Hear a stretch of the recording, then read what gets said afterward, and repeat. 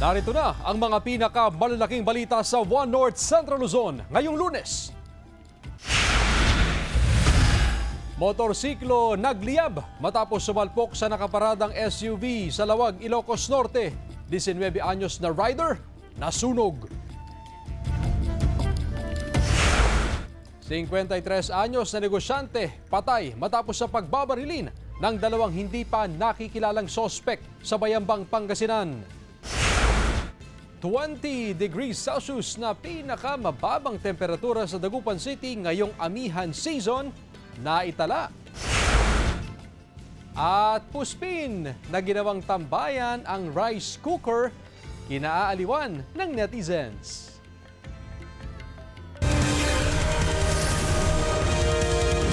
Ito ang GMA Regional TV, One North Central Luzon.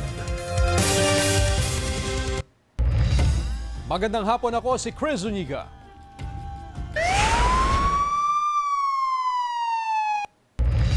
Patay ang 53 anyos na negosyante matapos na pagbabarilin ng dalawang hindi pa nakikilalang sospek sa Bayambang, Pangasinan. Nakaalerto CJ Torida.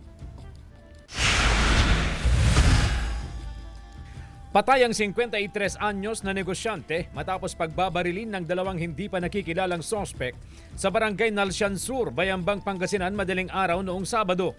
Sakay ng kotse ang biktima at papunta sana sa pagmamay-ari niyang driving school ng tambangan ng mga sospek. Mabilis na tumakas ang mga sospek sakay ng motorsiklo matapos ang pamamaril. Tinamaan ang kanang kilikili ng biktima. Dinala sa ospital pero hindi na umabot ng buhay. Ang gusto ko lang mahuli na yung gumawa kasi para mabigyan ng hustisya yung kapatid ko. 5 basyo at isang tingga ng caliber 45 ang narecover sa crime scene. Nagsasagawa ang Bayambang Police ng review at backtracking ng CCTV footages na maaaring makatulong sa kanilang investigasyon. Ang nakikita po naming motibo rito ay personal. May kinalaman po sa kanyang negosyo. May mga tao na rin silang kinuhanan ng statement na makatutulong din sa pagresolba sa kaso. Meron na po kaming person of interest na sinusundan. Nakita na po namin yung mga involved na sasakyan. Ongoing po yung request sa mga cross-matching, sa forensic unit natin, sa Regional Anti-Cybercrime Unit kasi po napakalaking bagay po ng cellphone na nakuha namin sa biktima. Kasama si Ron Taniedo, CJ Torida, One North Central Luzon. Nasawi ang 19 anyos na rider matapos na masunog sa nagliyab niyang motorsiklo na bumangga sa nakaparadang SUV sa Bypass Bridge sa Lawag City pasado alas 4 ng madaling araw noong Sabado. Umandusay naman sa tabi ng nasusunog na motorsiklo ang babaeng backrider. Ay sa sakay ng SUV, nawalan sila ng gasolina kaya sila tumabi sa tulay. Nakahazard naman daw ang SUV at gumamit pa ng flashlight sa cellphone bilang babala sa ibang motorista. Sa lakas ng impact, naipid daw ang rider sa kanyang motorsiklo at biglang nagliyab. Malakas daw ang apoy at hindi naisalba ang rider. Ayon sa pulisya, nagtamo ng sugat sa iba't ibang bahagi ng katawan ang angkas na dinala sa ospital. Nasa kustodiya ng pulisya ang driver ng SUV. Patuloy naman ang investigasyon sa insidente. Biglang nga nakataratari nga sumungat, sir. Yung sense niya sa kisuda, sir. Nga ko, diretso na mula sir. Biglang naguguram DJ motor, sir. Dalawang bahay sa Cabanatuan City nasunog, ilang motorsiklo na tubok din ng apoy. Balitang tinutukan ni Joel Fernandez. Tinupok ng apoy ang dalawang bahay sa Barangay Mabini Homesite, Cabanatuan City, Nueva Ecija pasado alas 8 ng umaga nitong Sabado. Wala ang 71 anyos na may-ari ng bahay na mangyari ang insidente. Tumagal ng 30 minuto ang sunog. Yung mga nag-accumulated na mga gamit na naipon ni tatay dito. Mga flyer, mga gamit ng araw, kaya mabilis din po gamalo yun. Nakasaksak ko lang yung charger ng cellphone ko. Sa araw, asabog dito ako. May mga alaga akong hayop. Nadamay rin sa sunog ang 4 na motorsiklo. Wala namang nasaktan sa insidente. Sa paunang investigasyon ng mga otoridad, nasa 300,000 pesos ang halaga ng danyo sa sunog. Isa sa mga tinitingnan dahilan ng sunog ay ang umano'y naiwan na nakacharge na cellphone. Muling nagpaalala ang otoridad sa publiko upang makaiwas sa insidente ng sunog. Pag-aalis dito sa bahay, pagbuwan ko, yung mga naka-plug natin kuryente, unplug natin. Tapos i-shutdown natin yung breaker para po safe po yung bahay. Joel Fernandez, One North, Central Luzon. Samantala, farm gate price ng bagong aning palay sa Mangaldan, Pangasinan pumapatak sa 24 hanggang 25 pesos ang kada kilo. Makibalita tayo live kay Sandy Salvacio. Sandy? Chris, hanggang ngayon ay tuloy-tuloy pa rin ang pag-aani ng mga magsasaka ng palay, partikular na dito sa Barangay Lanas, Mangaldan, Pangasinan. Ayon sa mga magsasaka, bahagya raw silang nakahinga ng maluwag dahil sa pagtaas ng farm gate price ngayong buwan ng Enero. Luging-lugi kung ilarawan ng mga magsasaka sa Mangaldan, Pangasinan ang kanilang ani noong huling quarter ng 2025 dahil sa pagdaan ng sunod-sunod na kalamidad. Sa mga panahong iyon, pumapatak sa 10 hanggang 12 pesos kada kilo ang farm gate price ng palay. Ngunit nitong Enero, umakyat na sa 20 hanggang 25 pesos kada kilo ang presyo ng tuyong palay sa bayan. Aabot naman sa 19 to 22 pesos ang kada kilo ng basang palay. Para medyo makabawi-bawi doon sa last cropping. Kasi yung last cropping talagang lugi na nga, talagang luging-lugi talaga. Kasi sa mura ng palay. Ayon sa Municipal Agricultural Office, malaking tulong sa mga magsasaka ang pagtaas ng farm gate price ngayong buwan. Bunsod daw ito ng pagbaba ng supply pero nananatiling mataas ang demand. Sigurado, lalaki din ang kita ng ating mga magsasaka. At least pasok na tayo doon sa cost to produce ng palay, nadagdagan na siya. Tiniyak ng lokal na pamahalaan na tuloy-tuloy ang pamamahagi ng tulong at suporta sa mga magsasaka, lalo na sa papalapit na cropping season nitong Pebrero at Marso. Tinututukan ng LGU ang masagana at high-quality production ng palay sa bayan. Inaasahan din kasi na magiging magandang ani natin sa ngayon dahil siyempre nakapag-intervene tayo ng mga high-quality seeds, mga hybrid rice seeds. Saka nakikita base sa monitoring ng ating opisina na maganda ang tubo or maganda ang kondisyon ng ating palayan. Chris, halos mag-unahan ngayon ang mga supplier sa pagbili ng basa at tuyong palay dahil sa patuloy pa rin na pagtaas ng demand sa bigas. Hiling ngayon ng mga magsasaka, sana raw sa susunod na cropping season ay hindi na bababa sa 20 ang farm gate price ng palay. Chris? Maraming salamat, Sandy Salvacio. Biik na may mahabang dila isinilang sa Barangay Salaan, Mangaldan, Pangasinan. Narito ang report. Ikinagulat ng mag-anak na Oka sa Barangay Salaan, Mangaldan, Pangasinan nang lumabas ang unang anak ng kanilang alagang baboy. Normal naman daw ang size ng biik at tinatayang nasa 200 gramo ang bigat. Yun nga lang, umaabot sa 3.5 inches ang haba ng dila ng biik. Nanghihina raw ang biik dahil sa kondisyon nito, kaya namatay rin kalaunan. January 19, 2026 nang manganak ang alagang baboy. Siyam daw lahat ang anak pero namatay ang 5 dahil hindi agad na ilabas. Ayon sa may-ari na si Jason Oka, ngayon lang daw siya nakakita ng ganitong kondisyon ng baboy. Ayon sa isang veterinaryo na si Dr. Daniel Paulo Garcia, macroglossia ang tawag sa kondisyon ng biik na bunsod ng genetic disorder o di kaya'y nakuha sa lahi nito.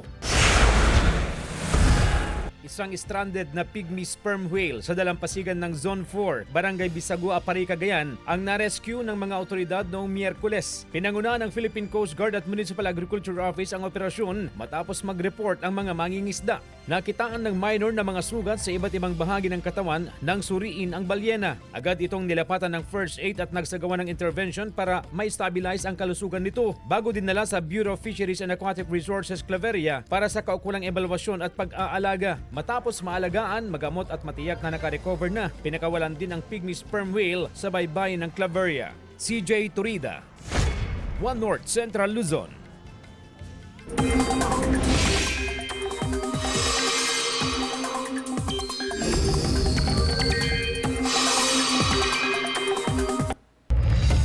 Tinatawag na cold surge. Posible ngayong nasa peak na ang hanging amihan ayon sa Pag-asa.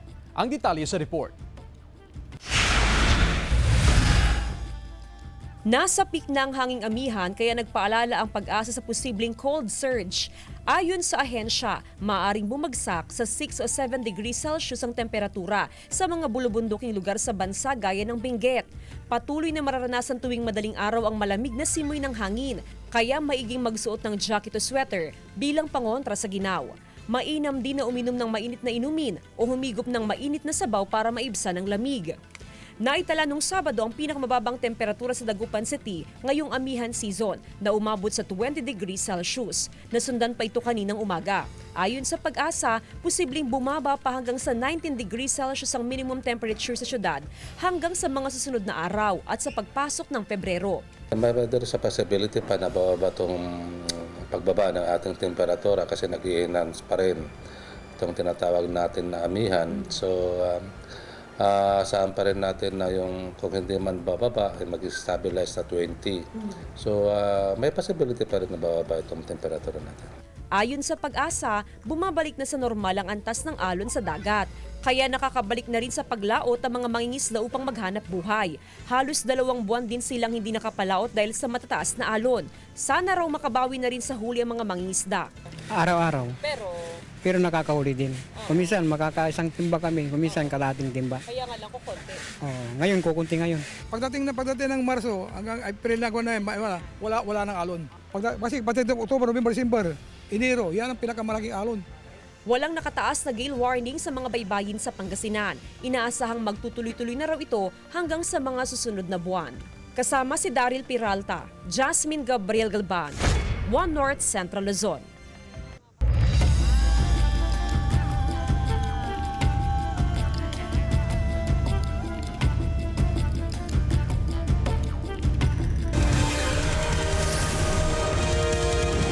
Ito ang GMA Regional TV, One North Central Luzon.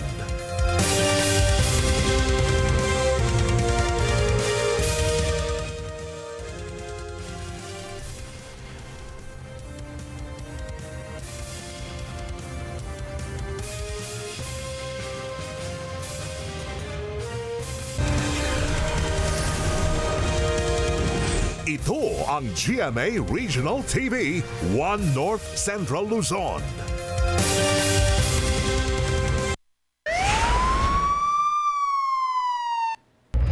Arestado ang 2 lalaki matapos magbenta ng mga smuggled na sigarilyo sa Dagupan City. Yan at iba pang balita sa pagtutok ni Jasmine Gabriel Galban.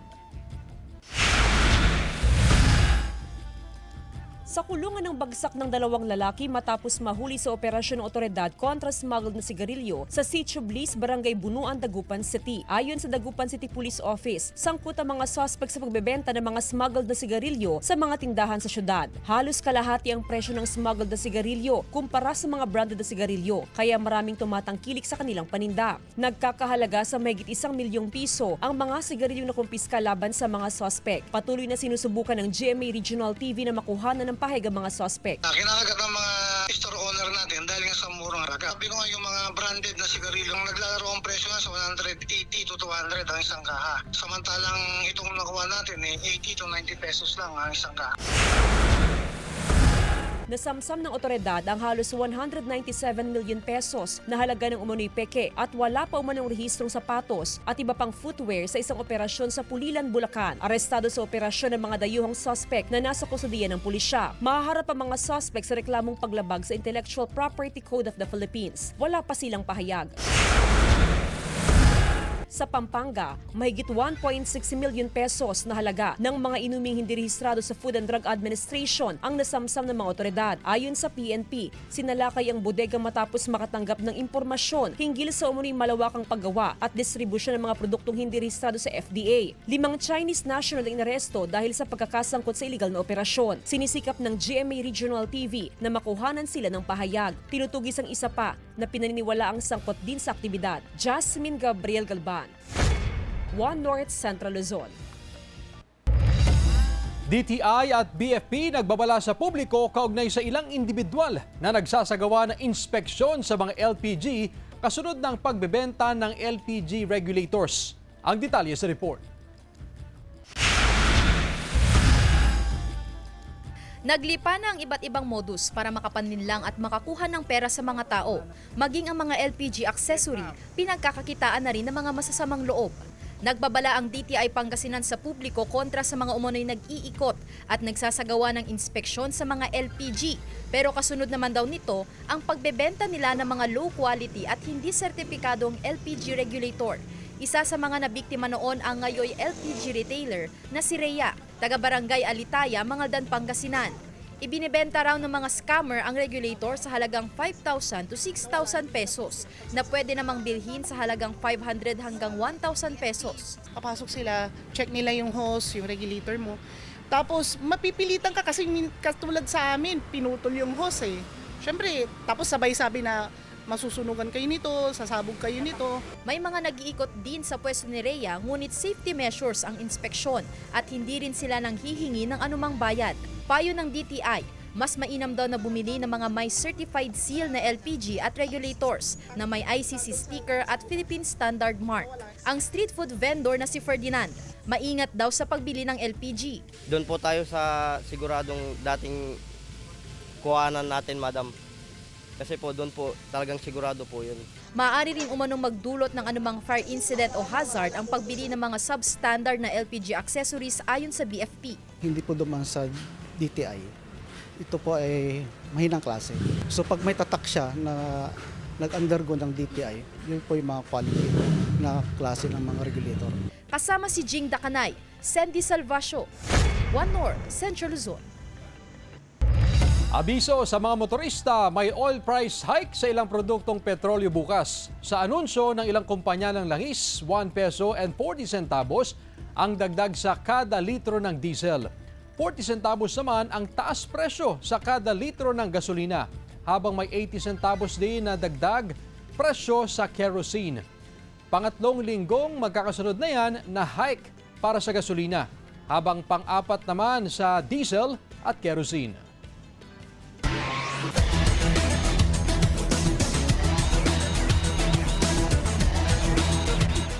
Nagpagalingan sa larangan ng sports ang mga estudyante sa iba't ibang kolehiyo at universidad sa Region 1 sa ginaganap na PRISAA 2026 sa Dagupan City. Sundan sa report. Nagpakitang gilas at nagpagalingan sa iba't ibang sports competition ng mga estudyante sa 30 private colleges at universities sa Region 1 sa ginaganap na PRISAA 2026 sa Dagupan City. Mula sa karate-do, kung saan ipinamalas ng mga student athlete ang kanilang husay sa mixed martial arts. Naging mainit din ang labanan sa table tennis. Sa ganitong sports, mahalaga raw ang bilis, kumpas at liksi para matiyak na manalo sa laban. Seryoso naman sa larong chess ang iba pang manlalaro. Bawat galaw sa laro, masusing pinag-aaralan ng mga player. Grade school pa lang si Clarice ay naglalaro na siya ng chess. 2 beses na rin siyang lumaban sa PRISAA. Malaking karangalan daw sa kanya na makapaglaro sa PRISAA. For me po, manalo or matalo, okay lang po. Parang winner ka pa rin naman po. Kasi since sportsmanship naman po ito, for me po, magkakateam po kami. Kasi syempre, isang sport lang naman po. Nagtatagisan ng mga atleta sa 11 sports event. Layo ng PRISAA na ma-develop ang non-academic side ng bawat kalahok sa kompetisyon. Napaka-importante na itong regional meet namin po, preparation namin para po sa National PRISA Games na gaganapin po sa Bacolod this coming May 5 to 16. Kasama si Jing Dakanay, Jasmine Gabriel Galban, One North, Central Luzon. Nagdiwang ng kanyang ika-100 kaarawan ang dating veteranong sundalo na si Lolo Vicente Ramos Villar ng Barangay Lual, Kasiguran, Aurora. Kasama niya nagdiwang ang kanyang mga anak at apo na umuwi pa mula Metro Manila.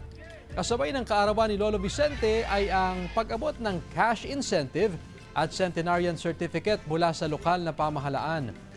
Malakas pa ang pangatawan at paningin ni Lolo Vicente. Sikreto raw niya sa mahabang buhay ang tamang disiplina sa pagkain at pananampalataya sa Panginoon. Bukod sa pagiging dating sundalo, ay nanilbihan din si Lolo Vicente bilang Kapitan del Barrio ng halos 17 taon. Sa pagkain, huwag sobra. Masama yan yung sobra kang magpakabusog tayo na sobra. Mahirap yan. Karimal-dumal sa ating katawan.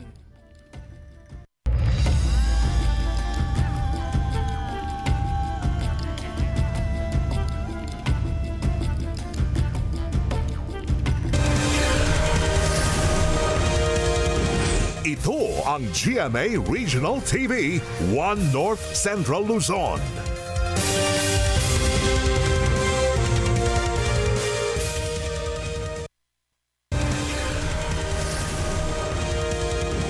Ito ang GMA Regional TV 1 North Central Luzon. Nasa pangalaga na ng Philippine Coast Guard ang 15 Pilipinong tripulante na nakaligtas sa tumoob na MV Devon Bay sa karagatang sakop ng Barangay Tambobong, Dasol, Pangasinan kahapon. Kabilang sa mga itinurn over sa PCG ang mga labi ng dalawa nilang kasamahan na hindi nakaligtas sa trahedya. Nakipag-ugnayan na ang otoridad sa pamilya ng mga nasawi. Isinakay ang mga ito sa BRP Teresa Magbanwa na dumaong sa Pier 13 Port Area sa Maynila. Nagpapasalamat ang PCG sa China Coast Guard na tumulong sa mga biktima. Patuloy ang search operation ng PCG para sa 4 pang nawawalang tripulante. Samantala, bilang bahagi ng pagdiriwang ng pista ng Santo Niño, halos 4 na ang imahe ng Batang Jesus ang iniikot sa Malolos, Bulacan. Magdamag nag-abang ang mga deboto sa mga karosa ng Santo Niño na may iba't ibang tema at disenyo. Ayon sa presidente ng Santo Niño de Malolos Foundation Incorporated na nag-organisa sa pista, ang mga ipinrosisyong Santo Niño ay mula sa mga deboto sa Malolos.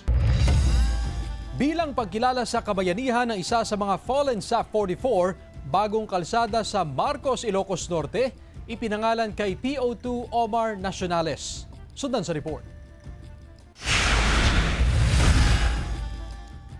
Sa 44 Fallen Heroes, ito ang bansag sa 44 na miyembro ng Special Action Force o SAF ng PNP na kabilang sa mga nasawi sa Mama Sapano Encounter na naganap noong Enero 25, 2015 sa Maguindanao. Bilang paggunita sa kanilang kabayanihan, ginugunita tuwing Enero 25 ang National Day of Remembrance para sa SAF 44. Sa Barangay Escoda, Marcos, Ilocos Norte, nagsagawa ng wreath laying ang Ilocos Norte Police at lokal na pamahalaan. Tubong Escoda Marcos ang isa sa SAF 44 na si Police Officer 2 Omar Nacionales. Bilang pagpupugay, ipinangalan kay Nacionales ang isang barangay road sa lugar. Sama-samang nagmarcha ang mga pulis mula Special Action Force, 1st Provincial Mobile Force Company at 101st Regional Mobile Force Battalion. Mula sa Ilocos Norte Police Provincial Office, nag-ikot sila sa mga pangunahing kalsada para sa Day of National Remembrance ng SAF 44. Itinuturing ang araw na ito na isa sa pinakamadilim ngunit makasaysayang kabanata sa hanay ng kapulisan. Pinapanatili nito ang alaala ng kanilang kabayanihan sa kasalukuyan at susunod na henerasyon ng mga lingkod bayan. Ang mga gantong pangyayari na parte na ng history natin ay hindi dapat kalimutan. Bilang mga lingkod ng bayan, naway yung maliit na gawain na yun ay maging inspirasyon sa atin. Sandy Salvacio, 1 North Central Luzon.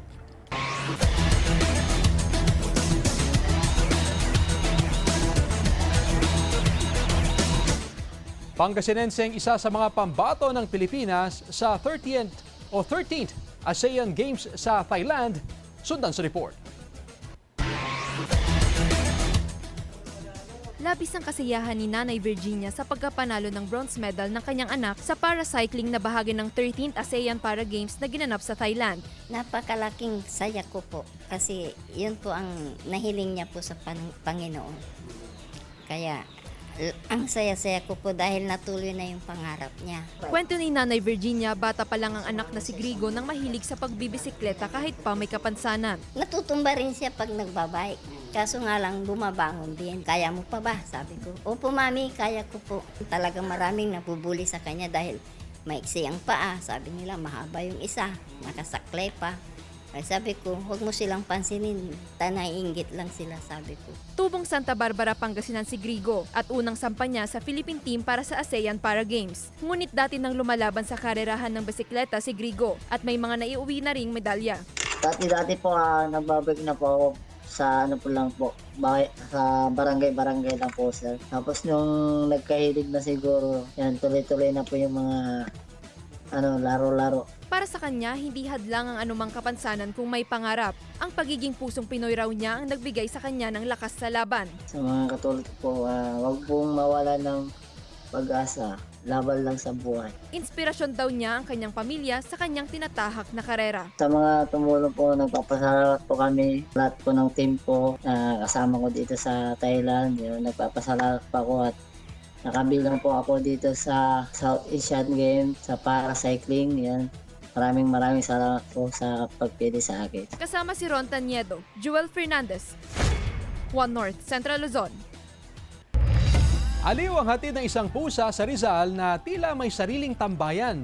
All rice daw kasi ang feels kapag dyan siya nakapwesto. Patambay nga. Ayan, rice cooker ang paboritong tambayan ng puspin na si Ginger Boy. For dahilata at malatrono nga ang turing ni Ginger sa kanyang tambayan. Ang netizens relate naman dahil same ito sa habit ng kanilang fur babies. Hirit pa ng iba, ito ba yung sinandoming?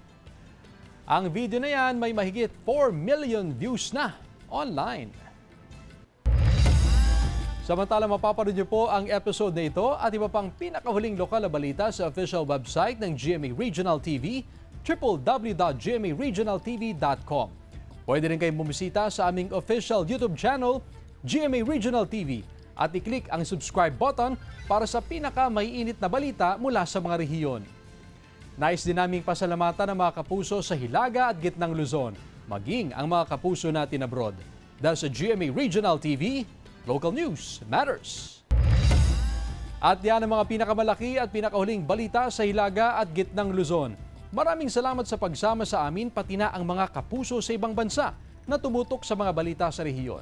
Ako po si Chris Zuniga. Kami ang GMA Regional TV, One North Central Luzon. Buong puwersa para sa mas malaking misyon at mas malawak na paglilingkod sa bayan.